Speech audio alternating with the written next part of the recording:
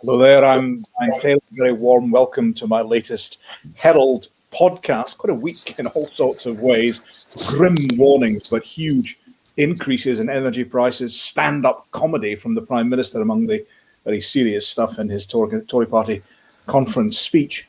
And somebody nicked Andy Murray's tennis shoes with his wedding ring attached. Now, I'm fairly certain, I think I'm probably fairly certain, that none of my distinguished guests today would leave precious jewellery in their smelly gym shoes, but you can never be entirely certain. But either way, I'm delighted to welcome three MPs, Stephen Flynn of the SNP, Andrew Bowie of the Conservatives, and Christine Jordan from the Liberal Democrats. Welcome all three. We're speaking to you very shortly. Indeed, also joined by Alistair Grant of the Herald. Alistair, I mentioned those energy prices. They really are becoming, the hikes are becoming really apocalyptic, aren't they? They are. Sorry about that. You might get a little bit of back noise from me here, background noise. But yeah, they are. I think this will be a crisis that people will be all too aware of now. It's been in the media a lot. We've obviously just seen the energy price cap rising. So gas prices, I think, are at a record high at the moment. I think there was National Grid Chief Executive John Pettigrew warning of a kind of tighter energy supplies over the cold winter months in terms of the supply and demand. So this is something that it obviously affects homes, but it also affects businesses. And I think we've seen the kind of Iceland, the supermarket chain, raising concerns about this, and essentially saying that, you know, if gas prices remain high, if this issue continues, costs will be, you know, inevitably passed on to consumers. So it has a kind of wider impact in the economy. And we've also seen kind of smaller energy suppliers collapsing in the back of this as well. So it's obviously becoming a bit of a crisis. Yeah, Stephen Flynn, is there anything serious and substantive we can do, or are we just at the mercy of these global price rises? I think there's plenty that the UK government could be doing, Brian, at this moment in time. I spoke in the House of Commons in an urgent question on this a number of weeks ago now. I think it's regrettable, by the way, the House of Commons is not sitting at a moment in time when energy prices are going through the roof. I think it's deeply, deeply distressing that that's the case. But one of the key things that the UK government can and should be doing is acknowledging the fact that when the gas price goes up, someone is going to be making a lot of money out of that.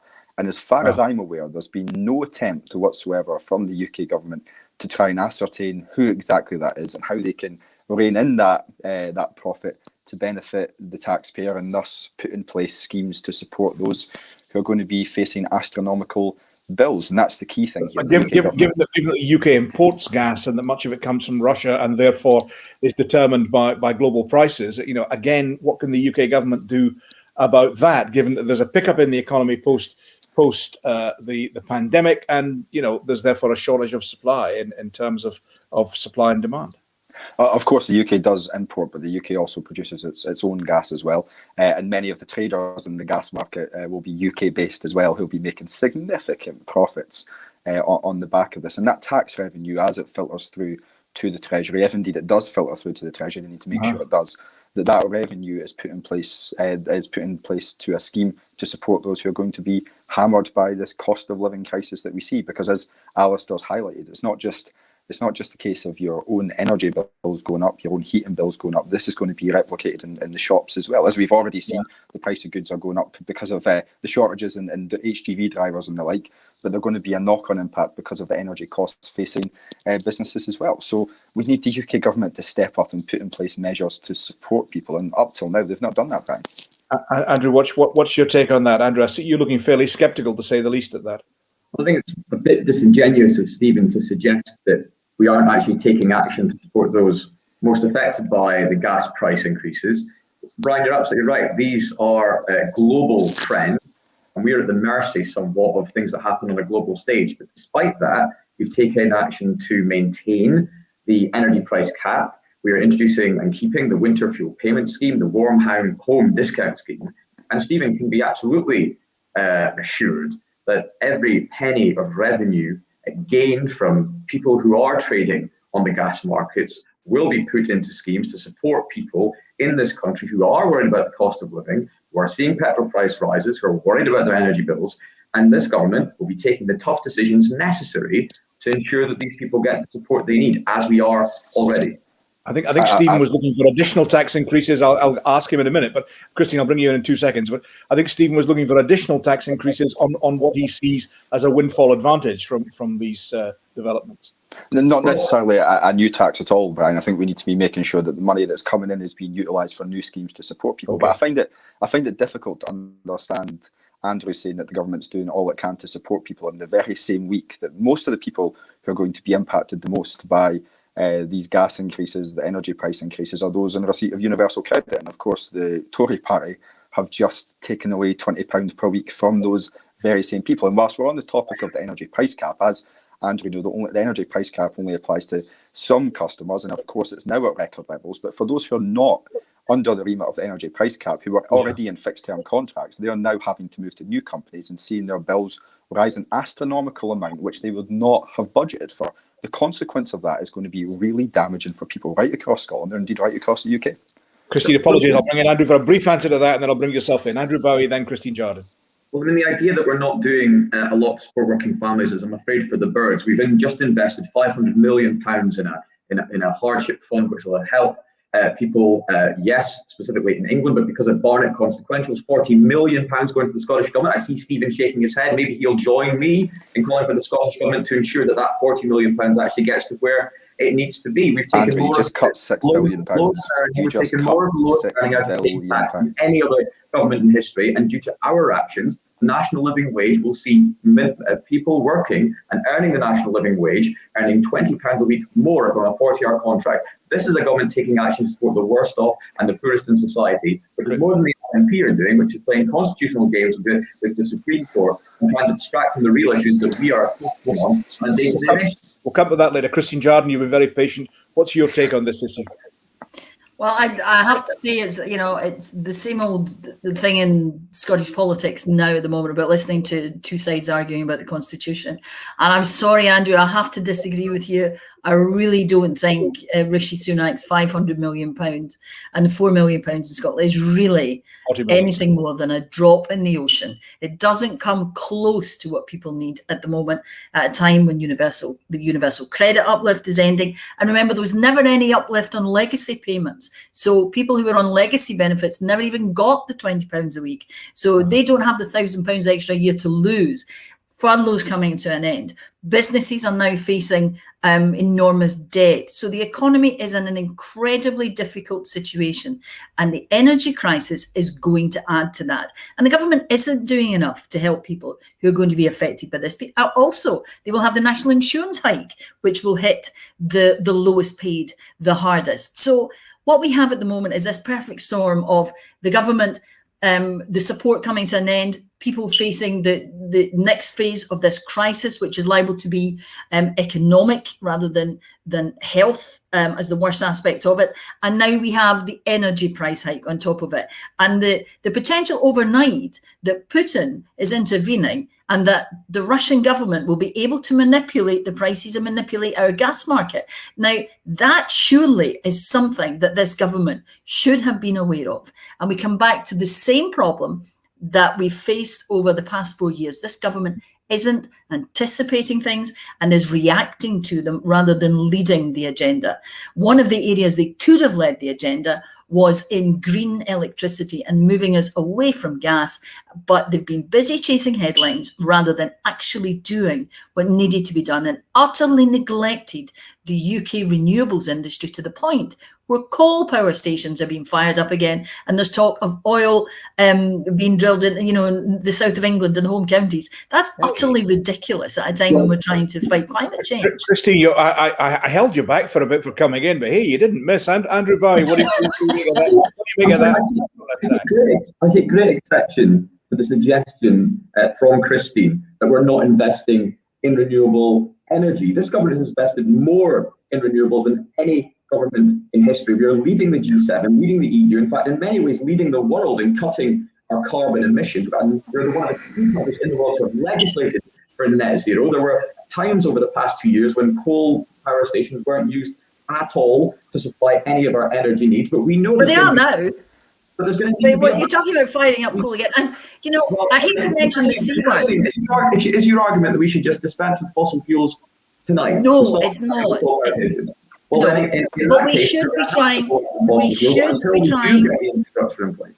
We should be trying to reduce it. But what I would point out is, and I hate to mention the C word in public, but during the coalition, the Liberal Democrats nearly quadrupled renewable energy in government. But the Tories have since dropped so many balls on this. You have cut so many things. You cut the Green Deal. You abandoned the carbon capture projects in the northeast of Scotland. You have done so much to undermine sustainability and the just transition that we really have to get on top of it now.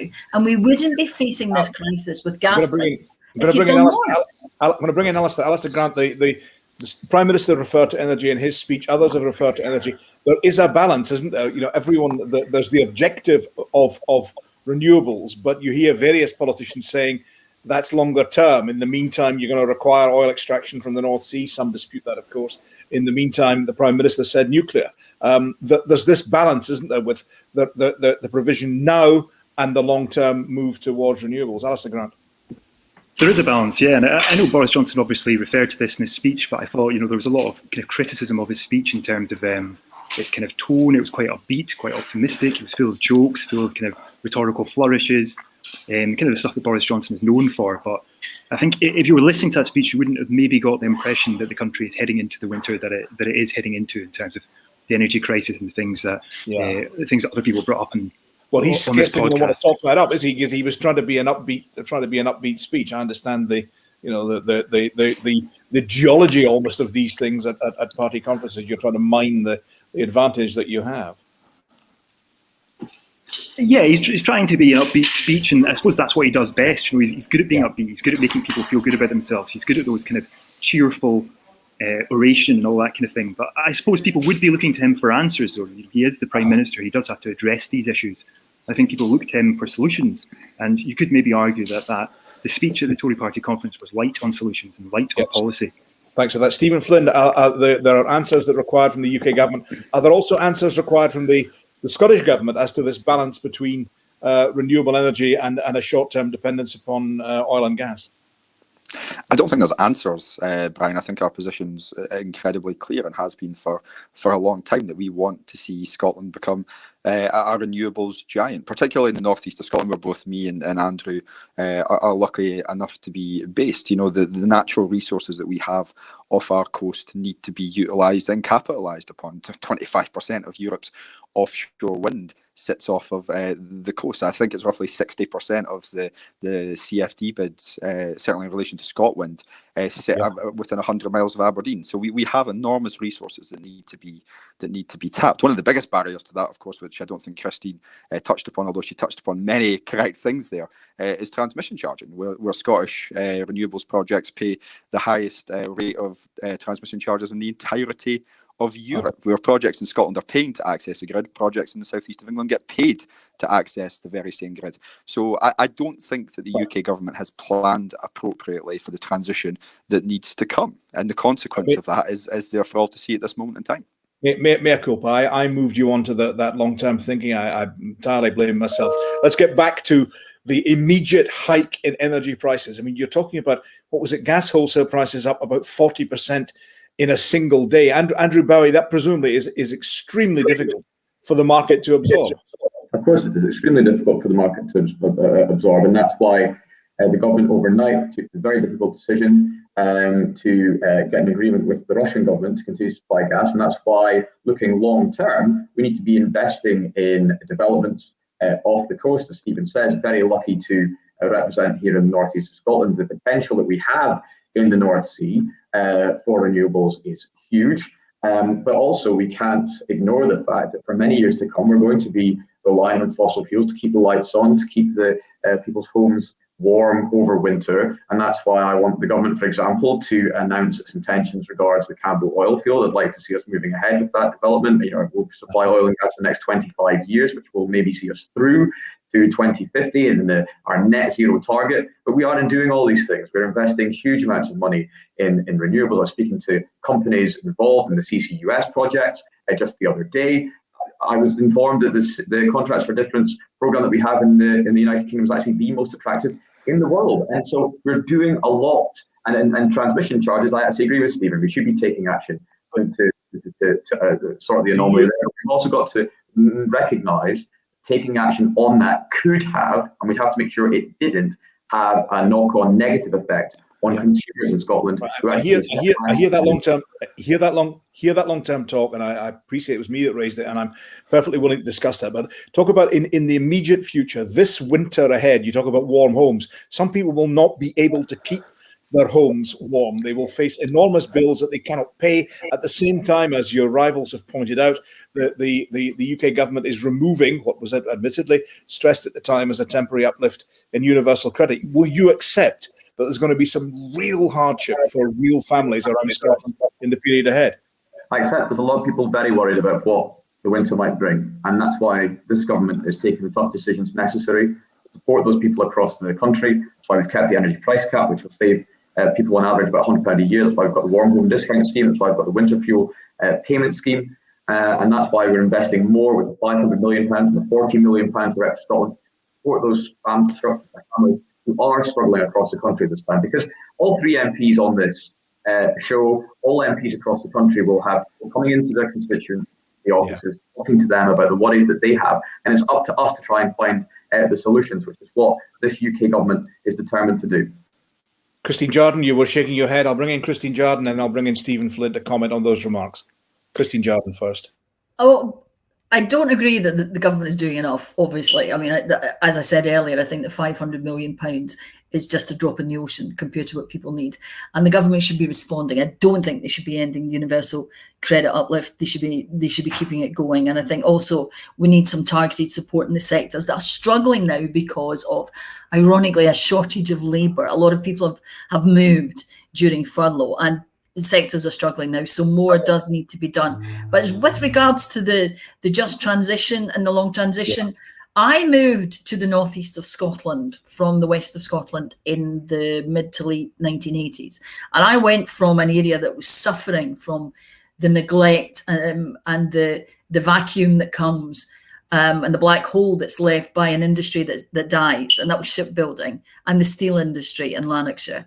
And I went to this very prosperous community in the northeast of Scotland that was, living off the new wealth of the North Sea. Yeah. But what I see now is exactly the same happening to the northeast. I see the northeast having the plugs pulled on its industry. And what we need to do is ensure that as we go through this just transition, we use the technological know-how, the skills and the ability of the North Sea industries to transition. They are the ones not only with the skills, but the economic imperative to survive, those companies, Shell, Total, BP, to take us through to the next stage. Because we can't pull the plugs in the oil industry straight away, not just for the northeast, but because we would then have to import oil and gas on a much bigger scale. And that wouldn't improve our carbon footprint. That would actually make it worse because we begin bringing oil and gas from the Middle East, oil specifically. So I think there are a lot of questions we need to address. But we can't blind ourselves at the moment to the fact that we have a major problem, which the government should have foreseen and should be doing more about. Stephen Flynn. Yeah, Brian, if I could take a step back, I think Andrew's listed a lot of warm words there, but as he knows all too well, I hope he does, warm words will not heat the homes of my constituents. 5,110 families in Aberdeen South, and I've got a relatively affluent constituency in many respects, are going to be losing £20 per week at a time when fuel prices are increasing, when energy prices are increasing, when food prices are going through the roof. And the consequence of that is going to be that a single parent who's going to the shops is going to have to choose whether they walk or take the bus. When they go to the shop, they're going to see food which is more expensive, so they're going to be able to buy less, irrespective of the universal credit uplift. And when they go home, they're going to have to choose between using their gas cooker to heat that, or their gas to cook that, or their gas boiler to heat their home. That is the reality for people in my constituency and right across Scotland, and it's happening on the watch of this UK government. What has happened this week is not a tough decision, it's an easy decision, because what they've done is tried to balance the books on the backs of those who have the least once again, and it's utterly disgusting. I'll hang on, Andrew. I'll get Andrew Bowie to respond in a minute. Stephen, just while I've got you, just one thing. The Campbell Field, do you think that should get the go-ahead? I'm of the view, Brian, which I think is replicated by the Independent Committee on Climate Change, that whilst we have a situation where demand exceeds production, we should be looking to use our own natural resources in Scotland and across the UK. I don't want to see us in a situation where we are importing gas and oil from elsewhere in Europe, and I don't want to see us in a situation where our energy security is put at risk, and we're in a situation like we find ourselves today under the watch of this UK government, where they're relying on Vladimir Putin to balance out the gas situation. That is on the UK government's watch. Thanks so much. Andrew, final word on this. You'll be accused of balancing the budget on the back of the poor. Yeah, that's simply not the case. Under this government, the wealthiest in society pay a higher share of tax than at any point since the Second World War, and that is, of course, as it should be. It's very interesting to hear Stephen endorse Campbell. That, of course, is not the position of his party's partners in government who would turn the taps off tomorrow. It's this government investing £1 billion, over £1 billion in the UK, in the North Sea Transition Fund, something which we both campaign for. We're working with, the UK government's working with companies across the oil and gas sector to ensure that they have the facilities available to transition their workforce from the high-skilled jobs they have in oil and gas through to high-skilled jobs in renewables. But back to the crisis facing so many people, not just in Stephen's constituency, in my constituency, where there's rural poverty, in Christian's constituency, in the centre of Edinburgh. We understand out there right now, there are a lot of very worried people, which is why we have raised the national minimum living wage, which is why we are taking action to support households through our £500 million. You just took 20 quid a week off these same people. More of the poorest out of paying tax altogether, and this government will stand by them with the Warm Homes Fund, with the minimum payment, and all the rest of it. To say that we're doing nothing is completely disingenuous.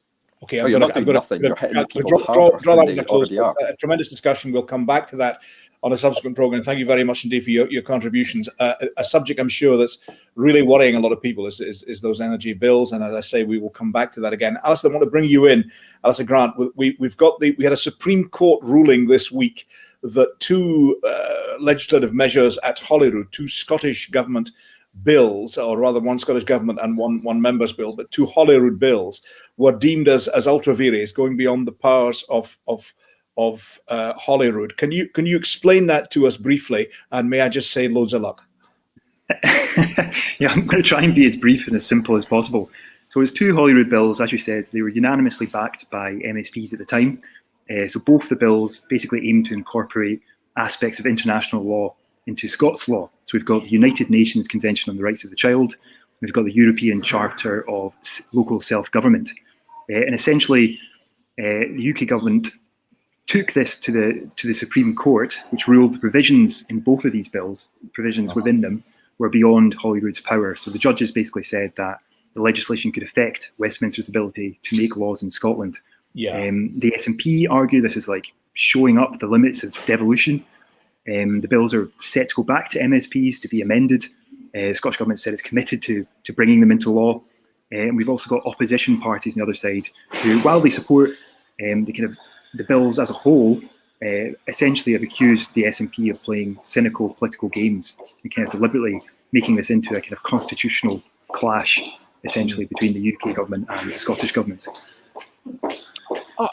For goodness sake, well, really very good indeed. That was very concise and very thorough. Thank you, Alistair. Andrew, your lot seem to think the other lot are at it, basically, and they seem to think that your lot are at it. I mean, is there some constitutional playmaking going on here?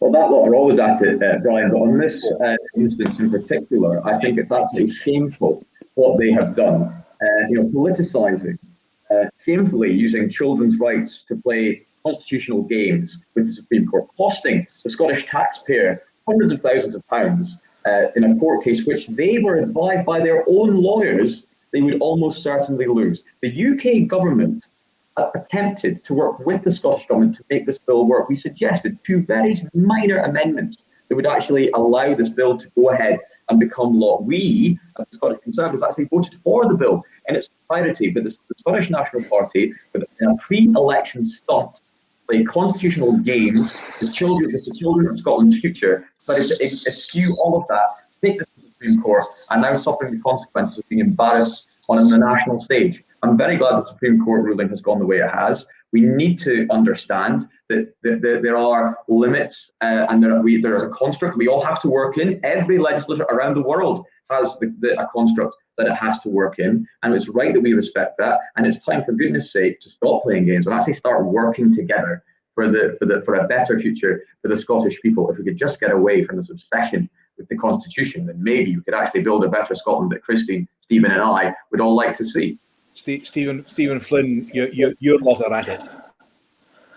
I think Andrew's doing himself a bit of a disservice there with his faux outrage. As he himself has just said, as Alistair pointed out, as I think all of us are aware, there's a lot of revisionism going on, but notwithstanding that, the Tories, the Labour Party, the Lib Dems, the Greens, the SNP all voted unanimously in favour of this legislation. And that's the first point I wish to make. The second point is the fact that, of course, this shows the limits of devolution. And now, if I was a Conservative member, a Labour member, a Lib Dem member, a Green member, I would be extremely frustrated, as the SNP are, that the Scottish Parliament is not in a position where it can legislate to enshrine the rights of the child in Scots. Well, it can legislate to enshrine the rights of the child in as far as devolved matters are concerned. What it can't do is lay down a bill that provides for the UK Parliament to do. I mean, Lord Reid, the Scottish judge on the court, said the UNCRC, the Children's Rights UN Children's Rights Bill, and he puts it, appear to have been drafted in terms which deliberately exceed the legislative competence of the Scottish Parliament, and basically leaving up to the courts to try and sort it later. I mean, he's basically saying you were told, you were told in advance that this was going to be a problem, and you went ahead regardless. Well, of course, Brian, all parties in the Scottish Parliament supported that bill's progression, and that's a very key point. But if we don't think that that if we believe in the aspects of this bill and that bill should be implemented, then we should all be collectively annoyed that the Scottish Parliament is unable to legislate on that front. But there's one final brief point that I wish to make. The Conservatives are making a lot of play in relation to this about how shocking this is. Well, if it's so shocking, why is the UK government not legislated for the rights of the child to be enshrined in law? In which case, this would ultimately render what the Scottish Parliament needed to do useless. So hopefully Andrew can come in and clarify whether the UK government will now follow the Scottish government's lead and enshrine the rights of the child into law. I'll ask him to do that in a moment. But Christine Jardine, again, you've been very, very patient. What do you make of this one? Who's at it among the two contenders before you? Oh, I think there's absolutely no doubt that the Scottish National Party would have loved the Supreme Court to find the other way, not anything at all to do with enshrining the rights of the child in law, but because it would give them an argument to further enhance the powers of the Scottish Parliament out with the devolution legislation. And I think what we have to look at in this is the big picture.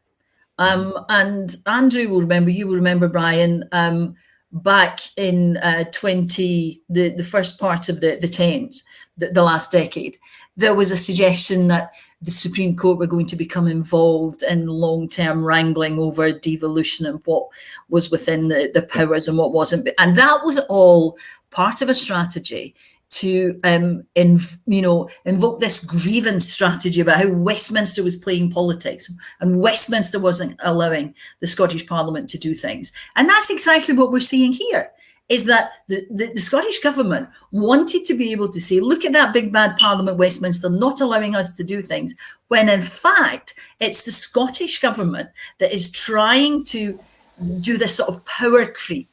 Christine, your party voted bring powers to it. Now, we all want to see a better Scotland. We all want to see devolution work well. But what we don't want to see is time wasted on petty squabbles over the Constitution when we have a crisis. We have an energy crisis we've just been talking about. We have a health crisis. That should be what we focus on. It was the UK government which brought this case. It wasn't the Scottish government that brought this case. Yes, I know it was, but the UK government brought this case. If you like, picked the fight. Yes, but the UK government brought this case because it saw what the Scottish government was doing, which was, they are trying to enhance the powers of the Scottish government without going through the processes, which we have been through different devolution acts now.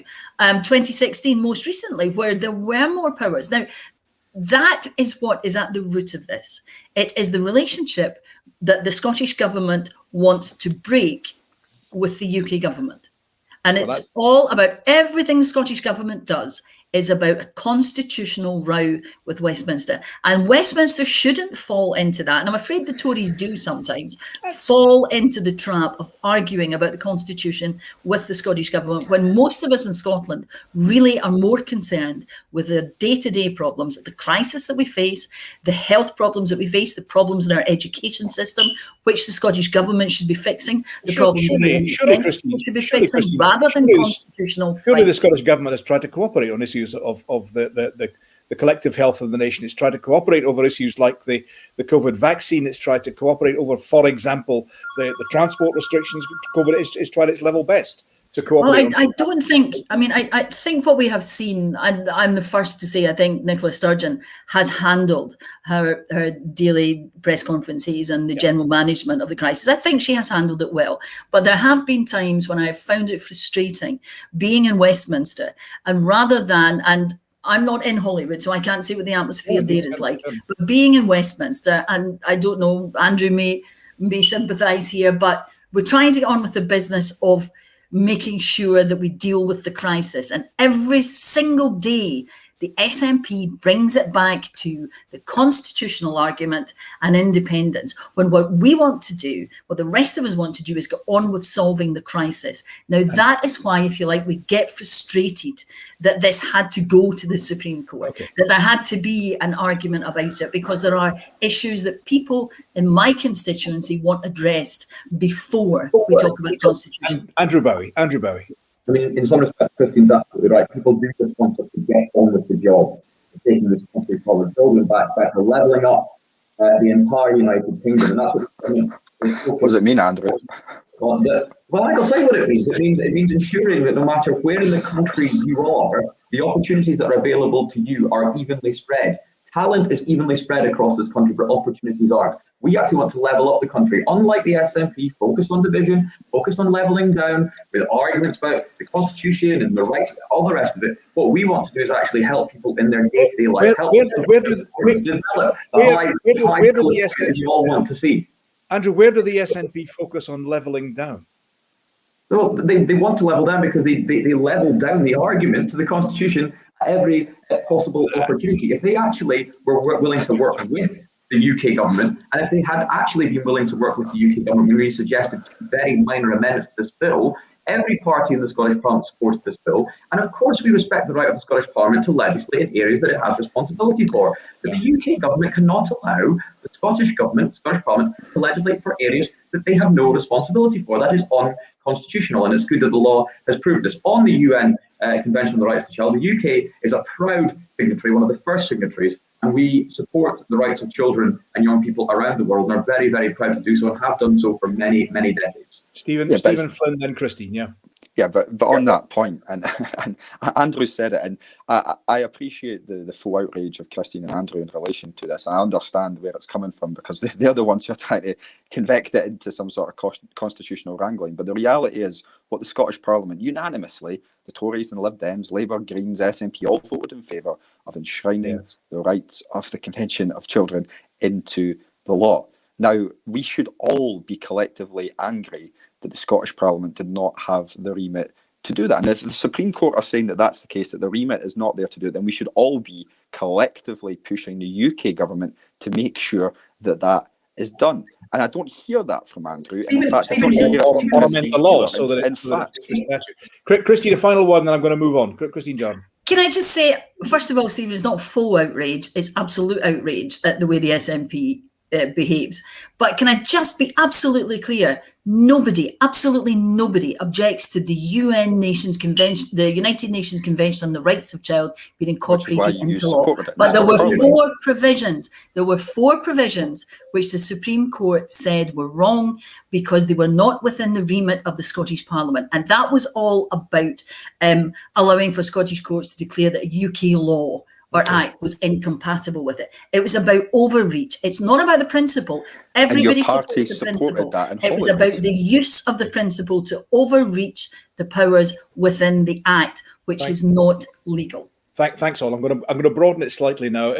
Andrew, you're back from Conservative Party conference in Manchester. We had the Prime Minister talking about renewing the sinews of the union. He was talking explicitly about transport links, but he made it plain that he saw it as broader than that. You edited a collection of essays published at the conference with the Centre for Policy Studies, in which you're talking about the idea of strengthening the union. Is your party doing enough? You're obviously pro-union. You talk in your own essay about the sort of almost romantic vision of the union and the UK. But is your party doing anything to what you would see as being, others would not, but what you would see as being the valid objective of strengthening the union?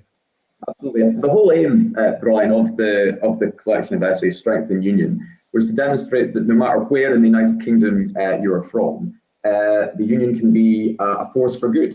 And we want to make a positive case for our United Kingdom. I think that we all accept that at times the campaign in 2014 from the unionist perspective was not a real positive case for staying together. And I think we need to move that on. And now we're seeing that the SNP are resorting to a more negative campaign for independence.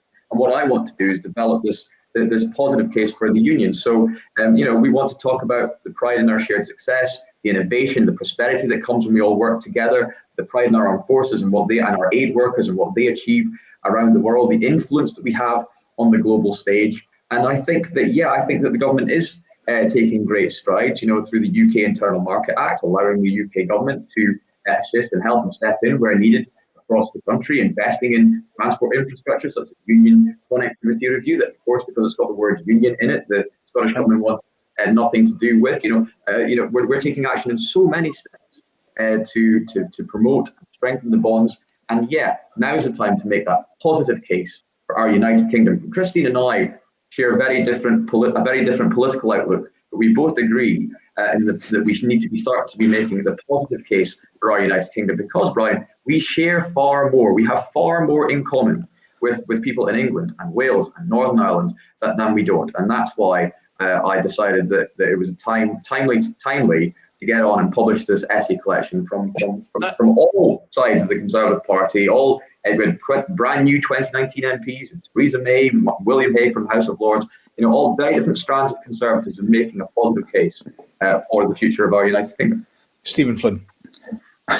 I have to admit, I've not read. No, I'm sure. Not on your nightly reading list, I would imagine. But Steve, the concept of strengthening the union, the concept of defending the union. I think when we look at the union, we have to look at much of the discussion that we've had here today. We have food shortages, we've got price rises across the board, we've got staff shortages, and a lot of that has been born out of one thing, and that's Brexit. Now, Andrew says that he said earlier we're trying to level down. I think he said earlier that we're not seeking to do what's in Scotland's best interest. But of course, what is happening at this moment in time is Scotland is having the ramifications of Brexit, something that was forced upon us by the UK government. What we want to do is raise Scotland's horizons. We want to rejoin our friends in Europe. We want to rejoin the European Union. We want to see Scotland prosper. We want to harness the renewable energy that Scotland has. We want to ensure that people are treated with dignity. So the UK government's policies of attacking the poorest in society, which of course we've also talked about earlier today, are consigned to the dustbin of history. And of course we want to see money spent not on the likes of Trident, but on supporting our public services. That's the vision we have, Brian. And let's face facts here. The biggest threat to the union at this moment in time is not the SNP, it's Boris Johnson. Stephen Flynn, one of the things, I appreciate you haven't seen the book or the essays, but one of the things. Copy for Christmas, Stephen. Yeah, there you are. Free copies. He's plugging his book. My dog will love it. Free copies. And Andrew mentioned global reach of the UK. Are you at all impressed by that argument? It's made by several writers in the book. It was made by the Prime Minister that the UK collectively, is a permanent member of the UN Security Council. It's got global reach. Are you impressed by that as an argument against Scottish independence? No, and I don't think the UK has the global reach or the global stature that it thinks it does. I think it lives in the head of conservative politicians. I mean, how's the trade deal with the United States of America going on that we were promised about? We had our Prime Minister in his global reach going to the United Nations and standing up and talking about Kermit the Frog. I mean, for goodness sake, is that the extent of what have you got against Kermit? Reach? A fine, funny character. I'm sure we could find someone in Scotland to be elected as our own independent First Minister to go and represent us at the UN a little bit better than Boris Johnson does. For Christine Jordan. If we can get away from Kermit the Frog, but I have to say, I'm in favour of Kermit. I'm absolutely astonished. Stephen started out by listing all the problems at the moment and saying they are born out of one thing: Brexit, leaving a union. So why would you do the same thing with 10 times the amount of damage, at least to Scotland, by pulling us out of a union, which is, our biggest trading partner? We've been part of for 300 years. We are family. We all have family up and down the country. I do as well, of course, yeah. Why would you make that worse? Have you not seen the lessons of Brexit? The lessons of Brexit are what we are living through at the moment. So why do it again? And I have to say, Andrew, why have I not got a copy of this book? I thought you and I were friends. I thought you can have my copy. You're all going to copy. Stephen Flynn. What about that point? It would multiply the problems of Brexit tenfold. I mean, it's not been of any damage or consequence to Ireland, has it? If we look at the success of our small nation partners right across Europe and the gains that they've had from being within the European Union, I think that we can capitalise. Ireland hasn't left the European Union. No, of course it's not, Christine. I'm not following the logic of that at all, Stephen. Forgotten. I'm not following that at all. There's no logic there. When Ireland left the United Kingdom, the United Kingdom is not in the European Union. Please, Stephen Flynn. I'm very much of the view, and I think the people of Scotland are of the view, and certainly they voted that way, that Scotland's place should be within the European Union. And the chaos they voted that Scotland should be in the United Kingdom.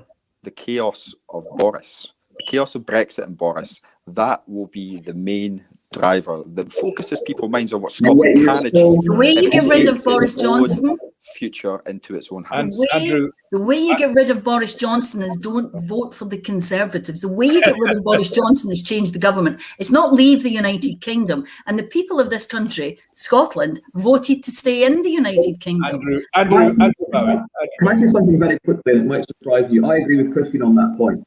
You cannot face campaign for independence and the creation of a nation state and campaign to break up a union, an over 300-year-old union, on the basis that you don't like the current incumbent in Downing Street. Sorry, I'm happy to broaden it out if you want. You are making for Scottish independence. You said you were going to make the positive argument for independence. All you've done is say Boris Johnson, Brexit. Where's the positive argument for Scotland? Rather more than that. Stephen Scotland's influence on the world stage. The UK, a member of the G7, a founder member of NATO, a permanent member of the UN Security Council. Very few other countries in the world would be able to do what we did, for example, in Kabul, getting 20,000 people out of Kabul. We did that because of our global reach and our influence on the world stage. Stephen Flynn, global reach impressing you again? No? Well, certainly not. And Andrew's kind of stumbled into his own mess there by mentioning Afghanistan. If we're going to talk about the global reach and the global influence of the United Kingdom when it comes to Afghanistan, tell that to the people who've been left behind because his government walked away because they were told to do it. Where was the UK's say in relation to that? But Andrew's saying that I'm not making the positive case. I am making the positive case. I believe that Scotland can have a positive future within the European Union. I believe that Scotland can benefit from the natural resources that we have. I believe that Scotland can benefit from making sure that the people who live and work here are given the opportunities to succeed. And I don't think that the UK government has delivered that. Whether that was Boris Johnson, David Cameron, Theresa May, Tony Blair, Gordon Brown, so on and so forth. I'll not limit it to one Prime Minister. But the key thing here is, Brian, and I think this is the important point, the people of Scotland have voted for the right to choose their own future. And that is something that we should all support. We should all support. We chose the UK. We should all support. Final word. We're almost out of time. Final word, is there going to be a referendum anytime soon on independence? Christine Jardine, then Andrew, then Stephen. Christine first. Final word, briefly, please. No, people want us to deal with this crisis and fix it. They don't want a constitutional argument, and they've already voted to stay in the UK, Stephen. Andrew Bowie. Certainly not at the minute. We're focusing on getting the job done, levelling up and moving this country beyond COVID. Stephen Flynn. We fixed the crisis by gaining Scotland's independence, and the people of Scotland should have the right to choose.